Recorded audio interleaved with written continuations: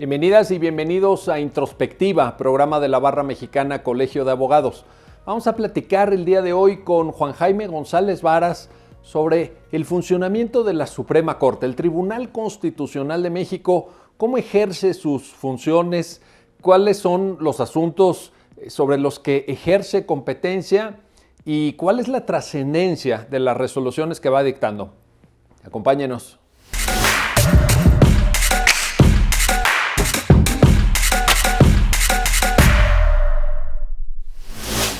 Bienvenidas y bienvenidos a Introspectiva, entre lo justo y lo legal, programa de la Barra Mexicana Colegio de Abogados. En esta ocasión vamos a platicar con Juan Jaime González Varas, es secretario de Estudio y Cuenta en la Suprema Corte de Justicia de la Nación.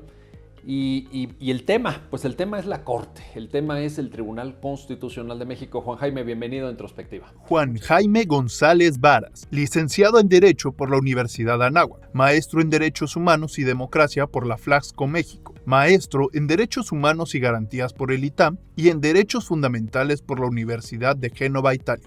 Ha realizado diversos cursos, seminarios y diplomados, la mayoría relacionados con temas de derechos humanos y la materia tributaria en diversas universidades como la Complutense de Madrid, la Universidad de Génova, Italia, la Universidad Pompeu Fabra en Barcelona y el certificado en estudios avanzados en derechos humanos y derecho internacional humanitario por la Academia de Derechos Humanos de la American University en Washington, D.C. Se ha desempeñado principalmente en la labor jurisdiccional en la Suprema Corte de Justicia de la Nación, ocupando diversos cargos desde hace 12 años en la presidencia y ambas salas.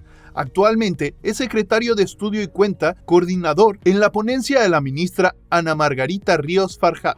Muchas gracias por la invitación. Un gusto tenerte aquí.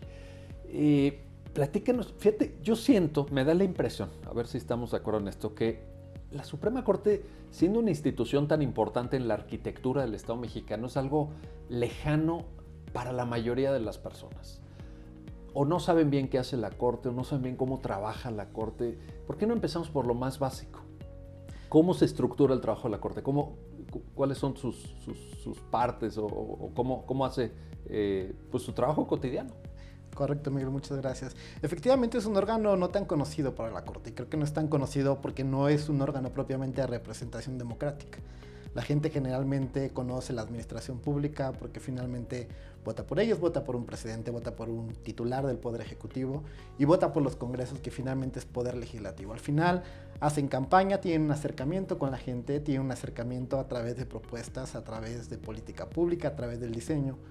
Y la Corte siempre ha permanecido ajeno, es propio de su naturaleza, también es un órgano es decir, busca salvaguardar minorías, no ser tan, democrático en este sentido del voto popular. Es un órgano jurisdiccional, desde luego un tribunal constitucional, y por ello a través de los años no ha tenido este acercamiento con la gente. Pero la Corte se estructura principalmente a través de 3 órganos que tiene. Un tribunal pleno que está integrado por 11 personas juzgadoras, 11 ministros y ministros de la Corte, que resuelve asuntos de la mayor trascendencia para el órgano nacional, para el orden nacional, que tienen que ver con acciones y controversias, que tienen que ver con competencias de los estados, con el control constitucional de las normas. Y tiene 2 órganos también que son las salas, la primera y la segunda sala. Estos ministros y ministras que integran el pleno también integran salas. La única persona que no integra salas es el ministro presidente, quien sí participa en el pleno y dirige los debates del pleno, pero no integra salas porque también es presidente del Consejo de la Judicatura. Las 2 salas, primera y segunda sala civil y penal, aunque también ve materia administrativa por reglamento interno, de manera subsidiaria, por la distribución de la carga de trabajo, y la segunda sala que ve principalmente materia laboral y administrativa. 5 personas juzgadoras del pleno pasan a una sala y 5 personas integran la otra. Esta sesiona los días miércoles, los asuntos de la sala, generalmente asuntos amparos, aunque vemos un montón de cosas. La gente a veces no sabe ni qué tanto. Juicios ordinarios civiles federales, reclamaciones en controversias constitucionales, reclamaciones de todo tipo, amparos en revisión, amparos directos. Es difícil que estos asuntos lleguen al pleno. La competencia originaria siempre es del pleno, todo entra por el pleno. Y luego hay un acuerdo que distribuye para la mejor resolución de los asuntos, para que esto sea más rápido, algunos asuntos que bajan a sala. Como sabe la gente, o si no sabe, ahorita lo informamos, el pleno tiene un ritmo de trabajo mucho más lento.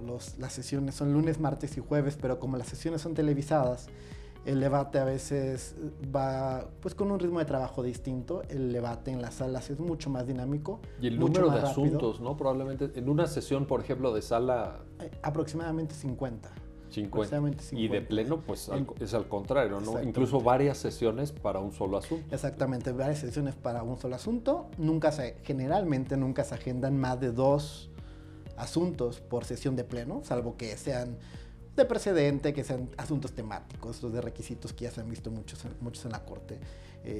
Generalmente no hay más de 2. En la sala tenemos entre 30 y 50 aproximadamente, y esto antes de la reforma judicial, donde teníamos los recursos de reclamación. Ahí teníamos aproximadamente 100 asuntos por sesión. Incluso se hacían estas llamadas megasesiones en la Corte, donde metían asuntos relativamente sencillos que tenían que ver con recursos de reclamación o sobreseimientos en amparo o asuntos que quedaban sin materia, contradicciones de tesis que quedaban sin materia, básicamente. Se votaban en una sesión. Se vota en una sesión de manera más rápida, aproximadamente 100, 150 asuntos de una vez. Es impresionante. Casi 30 por ponencia, 3 por 5, 15, 150 asuntos. 150. 30 por ponencia eran los asuntos de megasesión.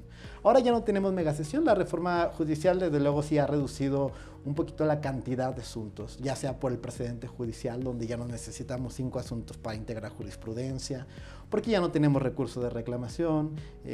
Todo esto nos ha ido facilitando la dinámica de trabajo, sobre todo en la cantidad de asuntos que tenemos que resolver cada miércoles en la sesión de sala. De todas formas, me da la impresión que en términos cuantitativos, vamos a ponerlo así, por número de asuntos, sigue siendo un tribunal constitucional con una carga de trabajo bastante impresionante, ¿no? Yo siempre, cuando doy clases sobre este tema, me gusta poner el ejemplo de la Corte Americana, que como sabes resuelve aproximadamente 80 asuntos al año. Totalmente. Y acá, pues la estadística, según el último informe, estaban arriba de 5,000. Sí, totalmente. Es un ritmo de trabajo muy impresionante. Digo, para ustedes, sobre todo como secretarios de estudio y cuenta que se encargan de elaborar los proyectos al interior de la ponencia, me imagino que debe ser complicado. Hemos tenido, desde luego que sigue siendo muchísima carga de trabajo, tenemos muchísimos asuntos, pero lo cierto es que en estos años el tipo de asuntos también ha cambiado.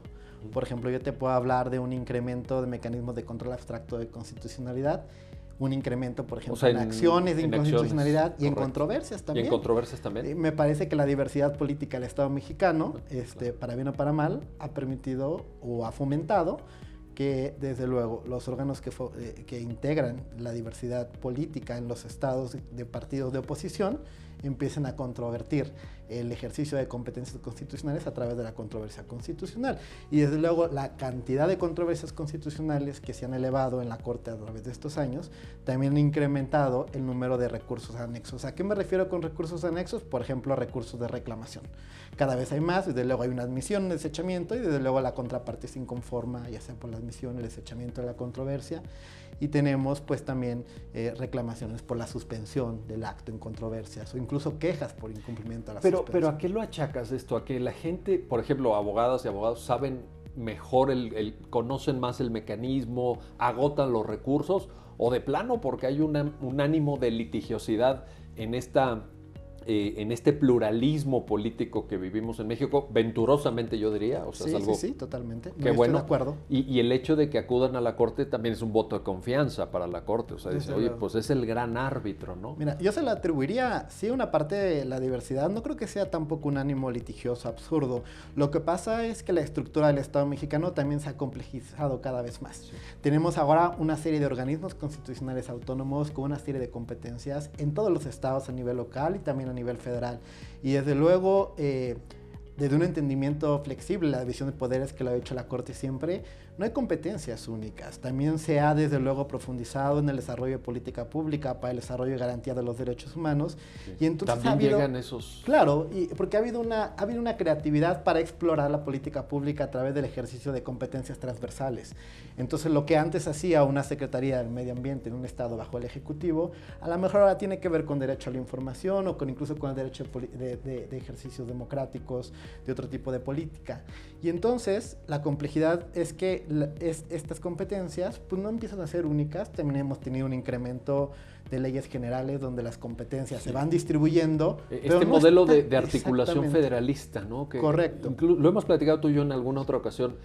Ley general, luego ley federal, luego correcto, ley las de locales. las locales y pues ahí a veces surgen choques, discrepancias, Totalmente. diversidad de interpretaciones incluso, ¿verdad? Entonces la complejidad del Estado actual y de los estados locales, desde luego, también no es la misma que hace 15 años, no es la misma que en los 90.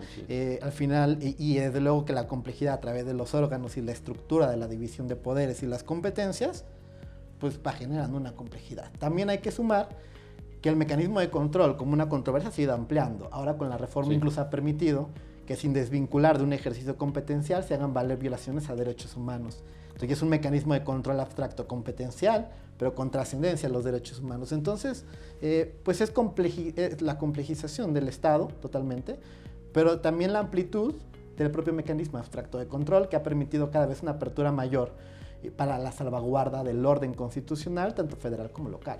Oye, y digamos, esa otra categoría de asuntos que tiene que ver con la gente, con el ciudadano, la ciudadana de a pie, a través de los amparos directos en revisión o de ejercicios de facultad de atracción, etcétera, ¿siguen llegando? ¿Y en qué cantidad estimas, Juan Jaime? Pues yo creo que siguen llegando muchísimos, y van a seguir llegando muchísimos. También tiene que ver con un sentido de empoderamiento ciudadano, de la ciudadanía, desde luego, y de litigio estratégico que está impulsado, desde luego, también desde la sociedad civil, no solo a través del ciudadano o la ciudadana de pie, sino a través de la representación justamente también de la complejidad y la diversidad del Estado, a través de asociaciones civiles que impulsan el litigio estratégico, incluso a través de la propia Defensoría Pública, que ha tenido una actitud muy proactiva en seleccionar casos importantes para llevar a la Corte. La federal, estamos hablando. La federal, la Defensoría Pública Federal, sí, desde luego, que ha tenido un papel proactivo en detectar casos importantes, no solo para el caso concreto, sino para fijar un buen criterio en el orden jurídico nacional. Tenemos también un incremento, desde luego, de peticiones de facultad de atracción. Esto creo que es el empoderamiento después de la reforma judicial.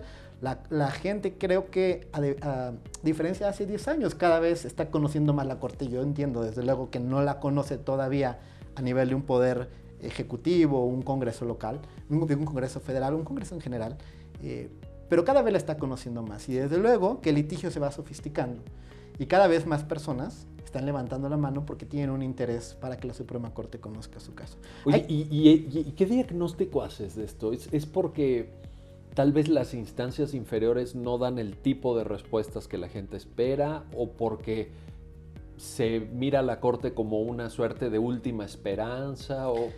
Creo que es un poco... En el tema que planteas levantar la mano para las peticiones de atracción. ¿A qué lo achacas? Creo que es un poco ambas. Creo que sí que mandó un mensaje, es muy favorable que la gente conozca más la Corte. Lo que es importante decir es que la resolución de la Corte no necesariamente va a tener menor calidad que la de un órgano jurisdiccional cuando la Corte ya está fijando los lineamientos necesarios para que se resuelva a nivel general, digamos.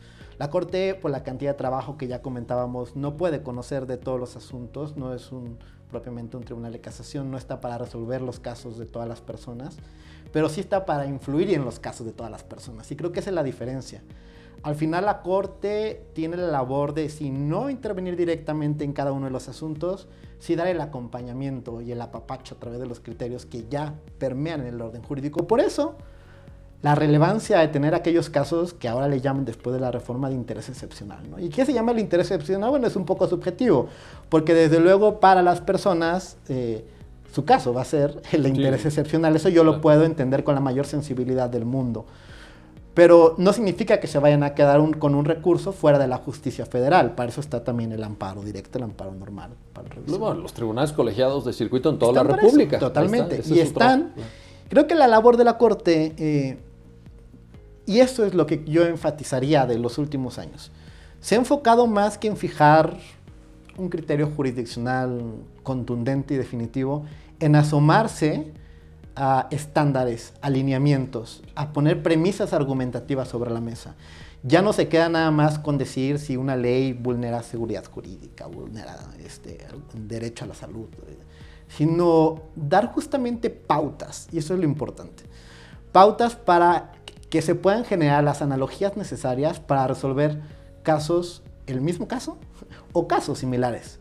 Lo hemos comentado en alguna otra ocasión, por ejemplo, en materia de medicamentos. Yo espero que la analogía sea sencilla después cuando vean que si los medicamentos ya no son VIH, pero son a lo mejor terapias hormonales, pues puedan hacer analogía para entender que este derecho a la salud tiene este contenido. El razonamiento. Exactamente. Para que lo traigas, a lo mejor en un caso que tiene alguna variación fáctica, pero que es aplicable. Es aplicable la premisa en los lineamientos, en los efectos, en la manera del trámite, en entender el amparo. Esa es una tendencia que se observa también en otros tribunales constitucionales, en el sentido de decir, a ver, aquí les vamos a dar la película, digamos, la foto grande de los lineamientos, y luego abajo pues lo tienen que administrar de la mejor manera posible, aplicando pues todos las categorías conceptuales, la forma de razonar en materia de amparo, etcétera, y háganse cargo. Sin embargo, insisto, sigue habiendo mucha presión para ustedes.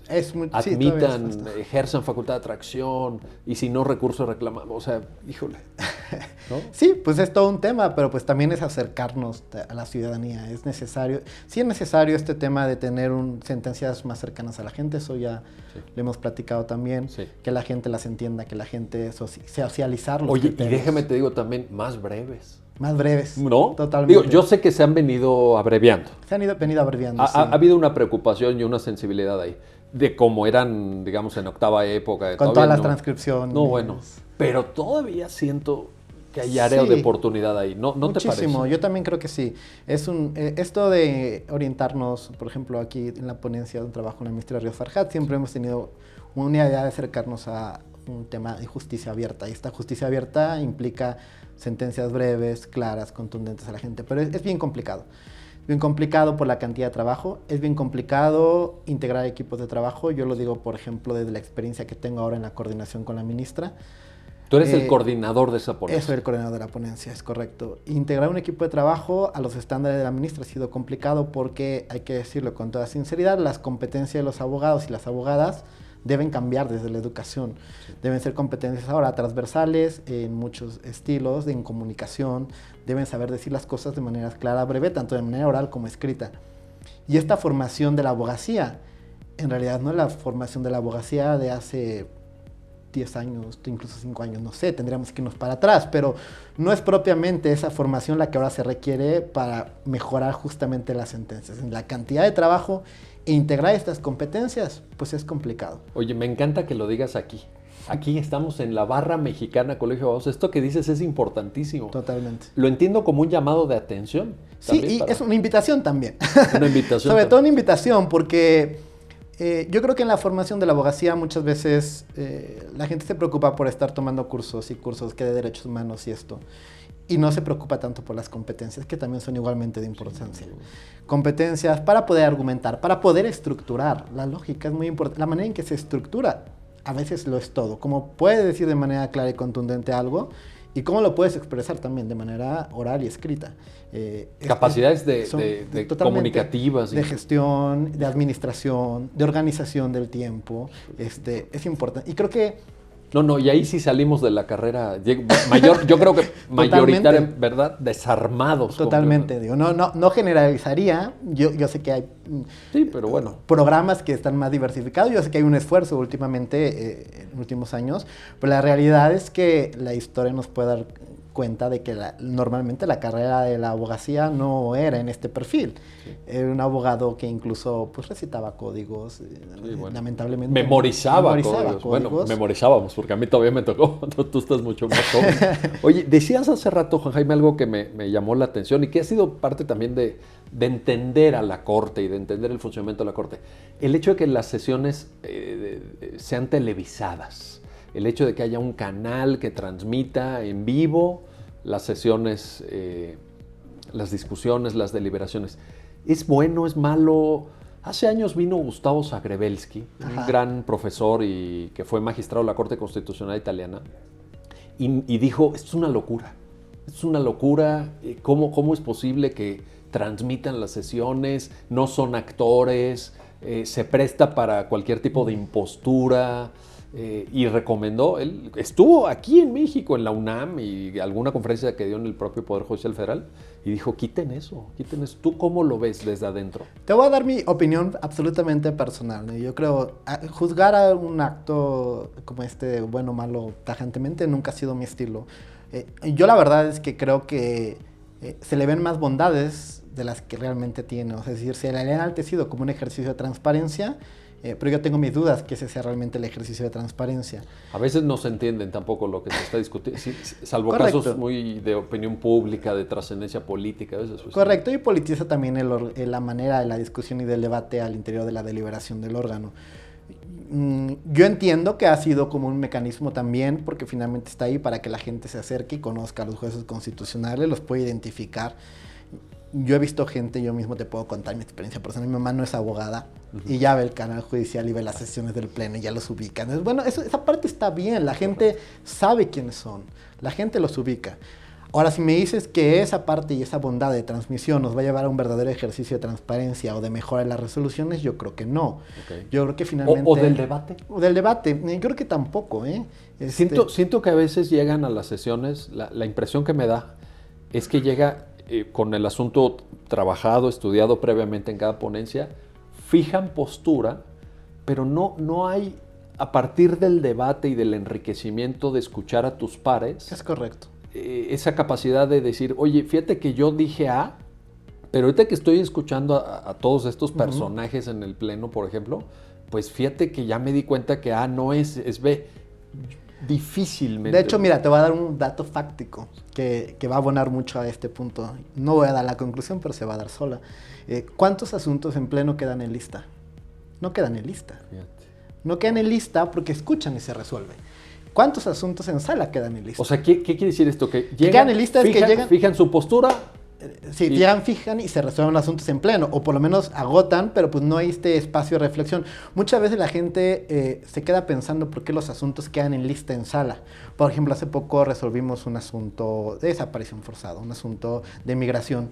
Incluso, por ejemplo, tuvimos diálogos ha sido el estilo de la ponencia de la ministra Ríos Farjal, acercarnos incluso a entender con la sociedad civil los temas, los efectos, con las propias autoridades y trabajar de manera conjunta a través de audiencias. ¿Pero qué quiero decir con esto? Incluso se les informa, el asunto queda en lista, porque se está reflexionando, no siempre es malo. Si nosotros llegamos a la sala... O sea, dejarlo en lista quiere decir que le des una segunda pensada. Puede ser, porque a lo mejor la ponente o el ponente pone su postura, pone su proyecto, lo presenta a sus compañeros, compañeras, y a lo mejor en el debate de la sala escuchan cosas que la verdad uno puede no tenerlas presentes, porque justamente esa es la importancia del debate en un órgano pues plural, colegiado. Sí, claro. Y entonces, ¿pero qué es lo que pasa? Pues escucha la propuesta y no se construye sobre las rodillas, necesita reflexionarla, procesarla, mejorar el proyecto, ¿no? Y entonces se hace un proyecto modificado y se presenta, no necesariamente significa cambiar sentido, ¿eh? Sí, a veces sí. No, que pero a veces los efectos, o la argumentación, totalmente. no tomaste en cuenta esto, no citaste tal precedente. Y pongo este ejemplo sobre la mesa porque esto no pasa en pleno. Es toda curioso, no pasa en razón. pleno. Sí. ¿Cuántas veces se ha visto en pleno de se retira? Apenas hay por ahí algunos asomos ahora incluso, creo que este mes. Pero yo llevo 3 años en la corte y esto nunca se había visto. Es correcto. Los asuntos no quedan en lista en el pleno. ¿Y lo achacas al tema televisivo, por ejemplo? Al hecho de que estoy saliendo en la tele, soy ministra, soy ministro... Llego, fijo mi postura, pero pues luego ni modo que me diga porque ya fijé postura. O sea, puede ser, un poco, no lo sé. ¿Se vuelve rígido el debate? Sí, se vuelve un poco rígido, yo creo que sí. Son otro tipo de asuntos, desde luego también. Son asuntos más de control abstracto, a lo mejor requiere una reflexión un poquito distinta, más amplia, más generalizada. Y finalmente, yo creo que también los asuntos de pleno no han permeado tanto en el orden jurídico, por ejemplo, para efecto del amparo. Eso es muy importante. Sí. Entonces, ¿qué pasa, por ejemplo, con las acciones? Se resuelven, la mayoría de los ministros y ministras votan y se reservan los concurrentes y sale el criterio obligatorio, ha sido votado por 8 votos. Pero, y eso estaría muy bien, no tengo datos ahora, pero yo leo muchas sentencias, desde luego de colegiados y de órganos inferiores, porque resolvemos amparos en revisión y amparos directos. Raro es el que te cita una acción. Tienes razón. No lo citan. Tienes razón. Y es derecho constitucional Sin vigente, duda. derecho, hermanos. Y no ¿Pero por qué? porque no hay tesis. Fíjate. Está mal, porque esa no es la idea del precedente, pero no dejamos de hacer tesis en mecanismos de control por ahí del 2013. Hasta antes sí había tesis en controversias y acciones. No se hacen ya tesis de jurisprudencia, porque las razones obligatorias son las que se contienen en las sentencias de las acciones, pero yo la verdad es que creo que falta una actitud proactiva por parte de los órganos jurisdiccionales de asomarse a lo que resuelve el Pleno. Nadie la cita. Pero leyendo Las sentencias. Las sentencias. Totalmente. O Tienen sea, que identificar los asuntos y leer las sentencias. Oye, pero acabas de dar en el blanco de un tema estructural importantísimo, Es muy importante. que es que la forma en la que bajan los criterios desde la Suprema Corte hacia la jurisdicción tanto federal como yo me imagino que esto se acentúa incluso en temas de fuero común, es a través de las tesis de jurisprudencia. Generalmente sí, generalmente Y sí. que todavía tenemos áreas de oportunidad para meternos a la lectura de sentencias, ¿no? Es correcto, sí, Híjole. es meternos a la lectura de sentencias y identificar y dar seguimiento a Oye, esto. pero si los propios juzgadores, las personas juzgadoras no lo hacen, imagínate cómo estará lo demás, ¿no? Yo creo que de hecho la idea del precedente obligatorio no era tanto seguir emitiendo tesis de jurisprudencia en la resolución de los amparos, pero yo entiendo la razón práctica de esto. Los órganos jurisdiccionales inferiores no están acostumbrados a dar seguimiento a la resolución de los casos a través de las sentencias, están muy... tienen tesitis, pues.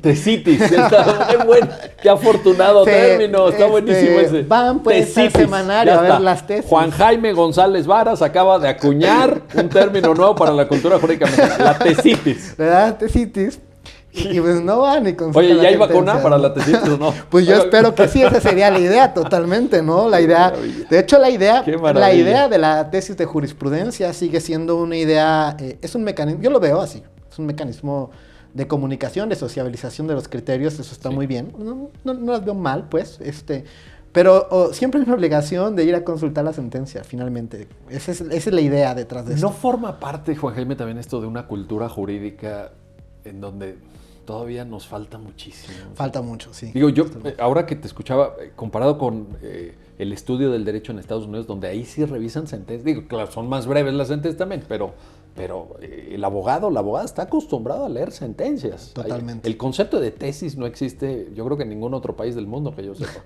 No, y menos para el uso que le dan, ¿no? Y el uso que le dan. Pues porque habrá quien da un seguimiento y tiene sus bases de datos y sus, ¿no? sus, Sí, ¿no? sí, sus sí. tablitas, sus ficheros, lo que tú quieras, tu organización propia para conocer los asuntos.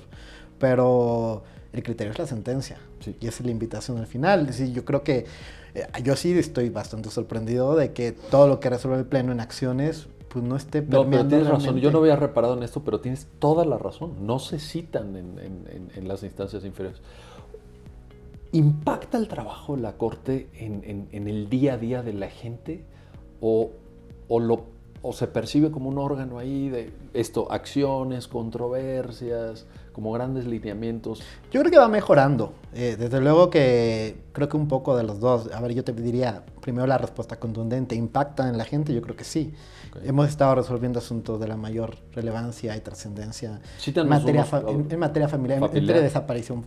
Muchos tienen en materia penal, por ejemplo. Desaparición, justicia, desaparición personal. En materia de migrantes hemos estado resolviendo bastantes aspectos. En materia de derecho a la salud estamos viendo muchas cosas, sí. ¿no? Que de negligencia médica, que de tratamientos médicos, acceso a los servicios de salud es un tema bastante de lo y bastante de la gente. Y muy doloroso para, bastante de la gente, ¿no? La gente que lo padece, que lo sufre, vaya. Exactamente. Y sobre todo bajo medicamentos, criterios... Por eso digo medicamentos, ¿no? Sí, o sea, sí. son justamente ese tipo... Y bajo criterios de muchísima más accesibilidad, que justamente hace poco comentábamos un asunto... y que esos asuntos generalmente se sobreseían antes en la Corte. Por eso antes no estaban, porque ahora tenemos una perspectiva mucho más amplia de la procedencia del amparo y entramos a ver estos temas pues que son del mayor dinamismo, que justamente son del trabajo de la gente. Ahora, el que estemos resolviendo estos temas que son, claro, de la gente, no significa que todavía hay un trabajo por delante para tener un acercamiento mucho mayor con la ciudadanía.